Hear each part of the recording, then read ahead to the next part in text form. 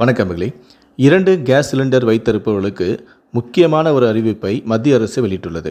இதை பற்றி விரிவாக தெரிஞ்சுக்கணும்னா இந்த வீடியோவை கடைசி வரைக்கும் ஸ்கிப் பண்ணாமல் முழுமையாக பாருங்கள். இந்த வீடியோக்குள்ளே போகிறதுக்கு முன்னாடி இந்த வீடியோக்கு ஒரு லைக் பட்டனை ப்ரெஸ் பண்ணிடுங்க.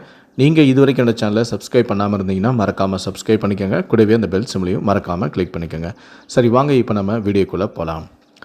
கடந்த சில மாதங்களாக எல்பிஜி சிலிண்டர் நுகர்வோரின் பயோமெட்ரிக் சான்றுகளின் அங்கீகாரம் நுகர்வோரின் வீட்டு வாசலில் மேற்கொள்ளப்பட்டு வருகிறது. 70 முதல் 80% டெலிவரி பணியாளர்களுக்கு பயோமெட்ரிக் அங்கீகார சாதனங்கள் வழங்கப்பட்டுள்ளன. இதன் மூலம் நேரடியாக வீடுகளில் வந்து சிலிண்டர் வழங்கும் போது நுகர்வோரின் பயோமெட்ரிக் சான்றுகளின் அங்கீகாரம் சோதனை செய்யப்படுகிறது.